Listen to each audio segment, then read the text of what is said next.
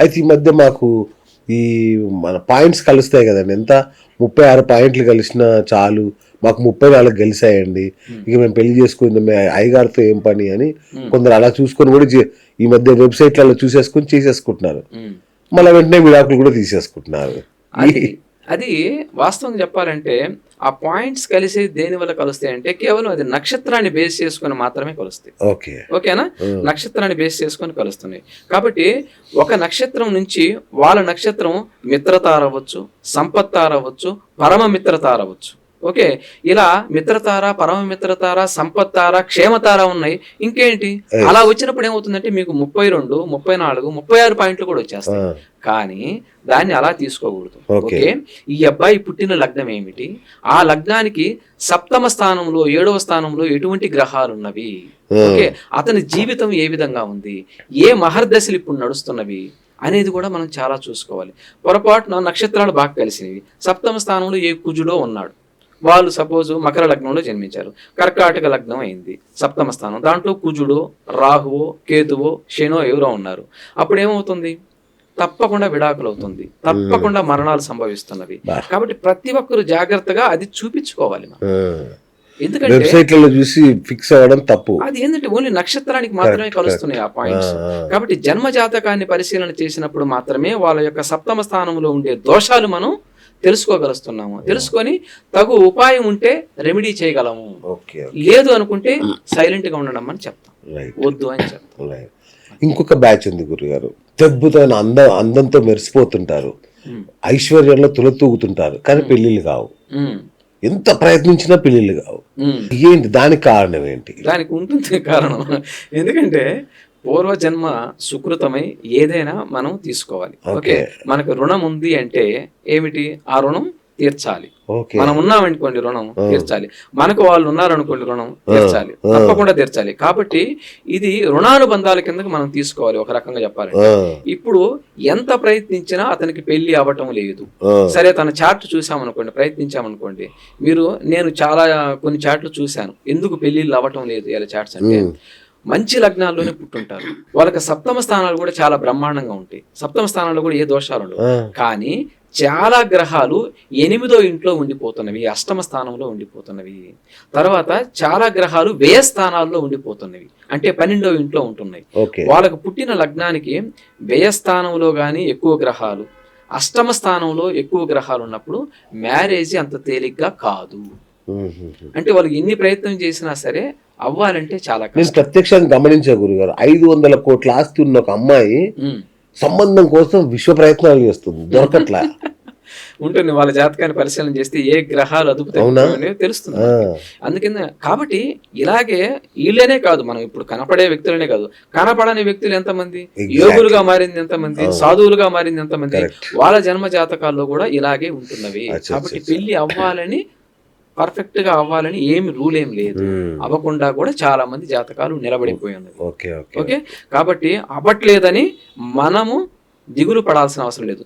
చూపించామా, జాతకాన్ని పరిశీలన చేశాము, ఓకే ఇలాంటి ఇబ్బంది ఉంది కాబట్టి ఫలితం లేదు, మనం ఎంత ప్రయత్నించినా కూడా అనేది కూడా మనం చెప్పగలం. సూపర్.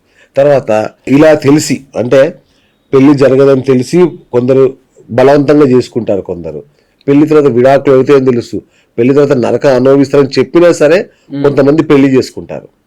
మరి వాళ్ళని ఏమన్నా పరిహారాలతో గట్టెక్కించొచ్చా, వాళ్ళ మనల్ని వాళ్ళు వదిలేయడమేనా? మంచి పాయింట్. ఇప్పుడు పరిహారాలతో గట్టెక్కించవచ్చు అంటే మనకి శాస్త్రం ఎంతవరకు అయినా ఏం చెప్తుంది, దేనికి ఉన్నా సరే, ఏ ఇబ్బంది ఉన్నా, ఏ సమస్య ఉన్నా మీరు పలానా రెమెడీ చేసుకోండి, లేదంటే పలానా క్షేత్రాన్ని దర్శించండి, లేదు పలానా యాగం, పలానా హోమం చేయండి అని చెప్తుంది కదా. కానీ వాళ్ళు మన దాకా వచ్చారంటే ఎంతో కొంత వాళ్ళు పుణ్యం మూటగట్టుకొని ఉన్నారు. కాబట్టి అవకాశం ఉన్నంత వరకు కలిసి ఉండేదాని కోసమే మనం ప్రయత్నిస్తాము. కాబట్టి ఇంకా విపరీతంగా అవకాశమే లేదు, ఛాన్సే లేదంటే నేను కొన్ని చాట్లు కూడా చెప్పేశాను ఈ మధ్య కాలంలో మన ఛానల్ నుంచి వచ్చిన చాట్స్. వద్దు, ఇంకా ఆ అమ్మాయితో మీరు పడలేరు, వద్దు, ఆ అమ్మాయి చాలా వరకు ఆ దశలు అంతగా అనుకూలించడం లేదు, అమ్మాయి మంచిదే, ఒక్కొక్కసారి దశలు కూడా అనుకూలించాలంట కలిసేదానికి. చూడండి, మీరు ఒక 10 సంవత్సరాలు పోయిన తర్వాత కలుస్తారు, అవును. ఒక 10 సంవత్సరాలు ఎక్కడో ఉండి ఆ తర్వాత తల్లిదండ్రులు కలిసే జాతకాలు నేను చూశాను. ఓకే. తర్వాత పెళ్ళైన తర్వాత ఒక సంవత్సరంలో విడిపోయి 20 ఏళ్ల తర్వాత కలిసిన వాళ్ళని నేను చూశాను. వావ్. ఆ. కానీ 20 ఏళ్ల దాకా కాపురం చేసి 20 ఏళ్ల తర్వాత విడిపోయిన వాళ్ళని కూడా నేను చూశాను. ఆ. ఎందుకు ఇలా అంటే కేవలం ఆ గ్రహ స్థానాల్లో వాళ్ళకు వచ్చిన దశలను బట్టి మనం చెప్పొచ్చు. ఓకే. మా ఆయన చాలా మంచివాడండి, 10 సంవత్సరాలు మేము చాలా బాగా కలిసి ఉన్నామని అంటారు. ఏం లేదు, కలిసి ఉండటం కారణం ఏంటంటే మంచి మహర్దశ నడిచింది. కానీ వాళ్ళ జాతకంలో ఎప్పుడో ఉంటుంది. కానీ ఆ మహర్దశ ఎప్పుడు వస్తుందో కూడా మనం చూసి చెప్పగలం. చెప్తారు. అంతే కదా మరి. ఓకే. ఇప్పుడు కుజగ్రహం ఎప్పుడు వస్తుంది, శని మహర్దశ ఎప్పుడు వస్తుంది, రాహు మహర్దశ ఎప్పుడు వస్తుంది, వాళ్ళు పుట్టిన నక్షత్రాన్ని బట్టి, పుట్టిన లగ్నాన్ని బట్టి మనం చెప్పగలుస్తున్నాం. ఓకే. కాబట్టి అది చాలా ఈజీ మెథడ్, తెలుసుకోవచ్చు. ఓకే. ఓకే. కాబట్టి ఇబ్బంది పడాల్సిన అవసరం లేదు.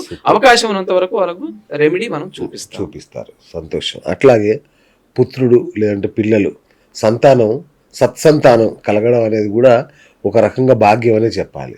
సో ఎట్లాంటి జాతకులకు మహర్జాతకులైన పిల్లలు పుడతారు అంటే పిల్లల వల్లనే కదా ఏ తల్లిదండ్రులకైనా గుర్తింపు.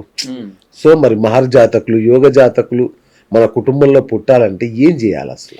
మీరు చేసేది ఇప్పుడు ఏం ఉండదు. ఓకేనా? పూర్వజన్మలలో ఆల్రెడీ చేసుకునే వచ్చి ఉంటారు. కాబట్టి పుణ్యం కొద్ది పురుషుడు, దానం కొద్ది బిడ్డలు అన్నారు. ఈ సామెత ఏం ఊరికే రాలేదండి. మీరు ఎప్పుడైనా సరే బ్యాంకులో బ్యాలెన్స్ వేసుకొని ఉంటేనే ఇప్పుడు డ్రా చేసుకొని తినే అవకాశం మీకు కలిగి ఉంటుంది. కాబట్టి ఏంటంటే చాలా మంది జాతకాలను పరిశీలన చేసినప్పుడు ఒకతను మీన లగ్నంలో జన్మించాడు. మీన లగ్నాన్ని నుంచి పంచమ స్థానాన్ని చూస్తే కర్కాటక రాశి అవుతుంది. ఓకే, 5వ లెక్కేస్తే పంచమ రాశి కర్కాటక రాశి అవుతుంది. ఈ కర్కాటక రాశిలో గనక ఆ టైంకి, ఇతను పుట్టిన టైంకి గురువు చంద్రుడు ఉన్నారనుకోండి, అద్భుతమైన గజకేసర రాజయోగంతో కూడిన హంసయోగంతో కూడిన పిల్లలు జన్మిస్తారు. వాళ్ళు గురువు అంశలో జన్మించారు అని లెక్క. వాళ్ళు పుట్టిన దగ్గర నుంచి కూడా ఆ ఇంట్లో యోగం స్టార్ట్ అవుతుంది. చూడు, మనం చాలా మంది అంటుంటాం, ఆ అమ్మాయి పుట్టిన తర్వాత మంచి యోగం కలిసింది, ఆ అబ్బాయి పుట్టిన తర్వాత వాళ్ళ ఇల్లు బాగుపడింది అని మనం ఎన్ని సందర్భాలు వింటున్నాం. అలాగే ప్రతి ఒక్క లగ్నానికి కూడా 12 లగ్నాల్లో ఒక పంచమ స్థానం ఏర్పడుతూ ఉంటుంది. కాబట్టి అది మంచిదా చెడా అనేది మనం ముందుగానే తెలుసుకోవచ్చు. ఓకే, కాబట్టి సంతానం ఎటువంటి సంతానం కలుగుతుంది? మనల్ని ఇబ్బంది పెట్టే సంతానమా, లేకపోతే మనల్ని మన బాగోగులు కోరుకునే సంతానమా, మనకు మంచి పేరు ప్రఖ్యాతులు తెచ్చే సంతానమా, లేదంటే వాడు మనల్నే చంపేసే సంతానం అనేది కూడా మనం తెలుసుకోవచ్చు. తప్పకుండా. రైట్. ఇక ఇంకొక ధోరణి ఈ మధ్య ఒక్కరు చాలు లేదా అసలే వద్దు అనే స్థాయికి వెళ్ళిపోయింది. అసలు నిస్సంతానం వైపు కూడా నడుస్తున్నారు చాలా మంది జంటలు. ఈ మరి ఖర్చుల దెబ్బకో ఏమో కానీ సంతానం లేకపోయినా పర్లేదు అనుకుంటున్నారు. ఇట్లాంటి ధోరణి వంశాభివృద్ధి కావచ్చు, నాగరికతకు కానీ ఎంత ప్రమాదం కాదా ఇది? ఈ ధోరణి ఎటువంటిది అసలు? ఇప్పుడు ఏమవుతుందంటే వాళ్ళు ప్రాక్టికల్ గా ఆలోచించడం మొదలు పెట్టారు చాలా వరకు. ఎందుకంటే జీవితాలు ఆ విధంగా తయారయ్యాయి కాబట్టి. ఓకే, కరోనా లాంటి విధ్వంసాలు చూసిన తర్వాత జనం ఎలా మారిపోయారంటే వాళ్ళకై వాళ్ళు ఒక సెల్ఫ్ డెసిషన్కి వచ్చేసారు. కానీ జన్మ జాతకంలో ఒక మహత్తరమైన విశేషం ఉంది. పుట్టబోయే పిల్లలు నీకు ఎలాంటి వాళ్ళు తెలియదు కదా. ఈ తెలియనప్పుడు మనం ఏం చేయాలి? ఓకే, మనం ఏ లగ్నంలో మనం జన్మించాం, మేష లగ్నమా, వృషభ లగ్నమా, మిథున లగ్నమా, కర్కాటకమా, సింహమా, కన్య, ఏ లగ్నంలో జన్మించాం అనేది మనం తెలుసుకోవటం అనేది చాలా ముఖ్యమైన విషయం. దానిని బట్టి వాళ్ళకి సంతానం, ప్రథమ సంతానం ఎవరున్నారు, స్త్రీ ఉన్నాడా, పురుషులు ఉన్నారు, ఇద్దరి సంతానం చూసేటప్పుడు ఇద్దరు చాట్స్ చూస్తాం మనం. కాబట్టి స్త్రీ సంతానమా, పురుష సంతానమా, ఓకే, ఇద్దరు చాట్స్లో ఎవరిది బలంగా ఉంది, కాబట్టి స్త్రీ సంతానం ఇప్పుడు కలుగుతుంది అని మనం తెలుసుకోవచ్చు. చూసుకున్న తర్వాత ఈ స్త్రీ సంతానం ఈ ఇంట్లో పుట్టిన తర్వాత వాళ్ళకి అభివృద్ధి ఉంటుంది.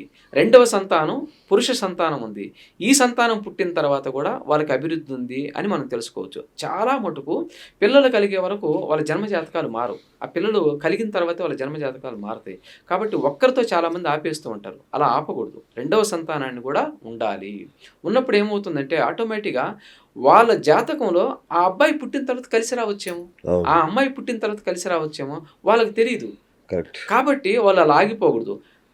జ్యోతిష్యుల్ని సంప్రదించి ఎలా ఉంది, ఏమిటి, మా జన్మ జాతకాల్లో పరిశీలన చేస్తే ఏ విధంగా ఉంది, తర్వాత ప్రథమ జాతకం ఎవరైతే ఉంటారో వాళ్ళని కూడా రెండవ సంతానం ఎవరు పుడతారో తెలుస్తుంది మనకి. వాళ్ళ యొక్క తృతీయ స్థానాన్ని చూస్తే, ప్రథమ సంతానం యొక్క ఏ లగ్నంలో జన్మించాడో చూసి తృతీయ స్థానాన్ని చూస్తే పురుషుడు జన్మిస్తున్నాడా, స్త్రీ జన్మిస్తున్నాడా తెలుస్తుంది. వాళ్ళు అదృష్టవంతమైన జాతకంలో ఉన్నారో కూడా మనకు తెలుస్తుంది. కాబట్టి ఒక్కరితో ఆపొద్దు, ఇద్దరు ఉండాలి. ఉండాలి. ఏదైనా ప్రాబ్లం ఉంటే చూపించుకుంటే మనం చెప్తాం. చెప్తాం. దానికి ఏం పెద్ద ఇబ్బంది ఏం లేదు. అదే. నాతో ఒకసారి మాట్లాడిన తర్వాత అబ్బో. వాళ్ళు రిపీటెడ్ గా కనెక్ట్ అవుతారు ఆటోమేటిక్. రిపీటెడ్ కాదు, చాలా మంది వాళ్ళ బంధువులు కూడా మీతో మాట్లాడిస్తున్నారు. అవును అవును, సూపర్ కాబట్టి ఏంటంటే ఉన్నది మనం చెప్పడంలో సందేహం ఏమీ లేదు. సూపర్.